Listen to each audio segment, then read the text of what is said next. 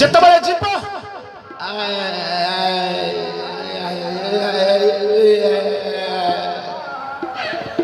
କଣ ଏ ବୁଢା ଏମିତି କହୁଛି, ବୁଢୀ ଏମିତି କହୁଛି ମରିବ ବୋଲି। ଆରେ ନା, ସେ ସତଟା କହୁଛି। କଣ କହୁଛି? ଦେଖ ସ୍ୱର କଣ? ପଞ୍ଚମ ସ୍ୱର, ସ୍ୱର ସାଧନା।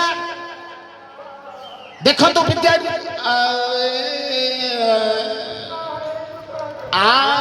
ମୁଁ ଆତ୍ମା ଉତ୍ପତ୍ତି ହେଇଥିଲି, ଏକାଗ୍ରତା ହେଇପାରିଲିନି, ଇଚ୍ଛା ଶକ୍ତିର ବିଚାର କରିପାରିଲିନି। ମୁଁ ଆଜି କଣ ହେଇଗଲି?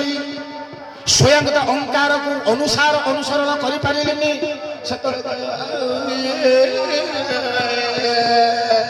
ନା କଣ ଏମିତି କହୁଛି ନା ମରିବ ବୋଲି ବାଧ୍ୟ ହଉଛି। କାହିଁକି?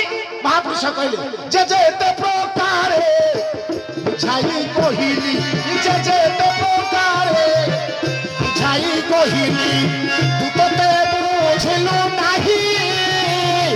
ପାଟ ଡକାୟତ ପାଟେ ବସି ଅଛି, ତୋତେ ଛାଡ଼ିବ ନାହିଁ।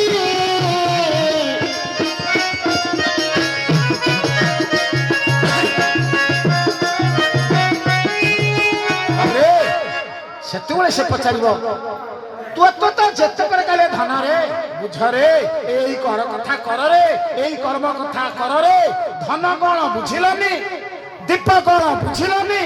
ସେତେବେଳେ କହୁଥିବ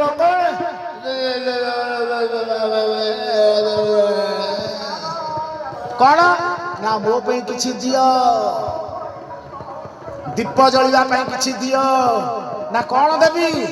ନା ଜଳ ପବନ ଲାଗି ଦେହ,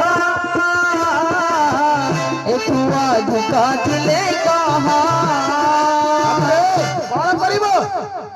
ମତେ ଟିକେ ଜଳ ଦିଅ, ଟିକେ ପବନ ଆଶ୍ୱାସନା ଦେଇଦିଅ। ପାଟିରେ ଥୋପା ଥୋପା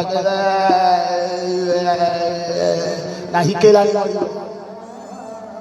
ଜଳ କେହି ବୁଝିଲେ ଦେବେ, ଜଳ କେହି ବୁଝିଛନ୍ତି ଦେବେ। ସେ କଣ କଲେ?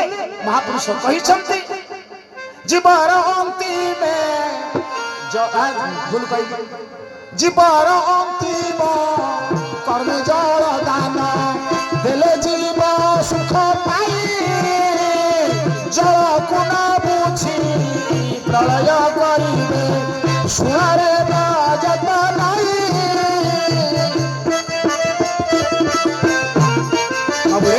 ଇଏ ଜୀବର ଅନ୍ତିମ କର୍ମ ସମୟ। ଅନ୍ତିମ ସମୟ କାହା କୁହାଯାଏ?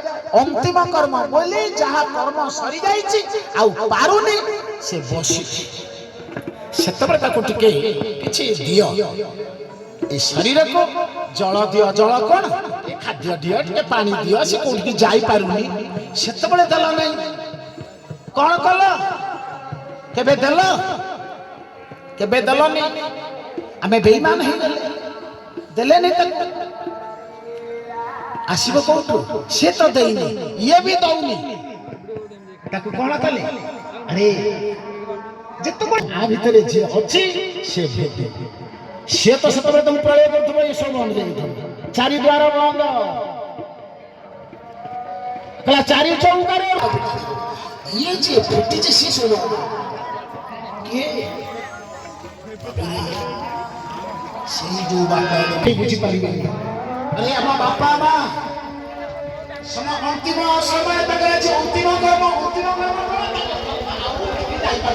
ପାଣି ଟିକେ ଆଣିପାରୁନାହାନ୍ତି, ଫଳ ଟିଏ କରିପାରୁନାହାନ୍ତି, ଗଛ ଟିଏ ଲଗେଇ ପାରୁନାହାନ୍ତି, ଗଛ ଠାରୁ ଫଳ ଟିଏ ତୋଳି ପାରୁନାହାନ୍ତି। କରିଥିଲେ କିନ୍ତୁ ଆଜି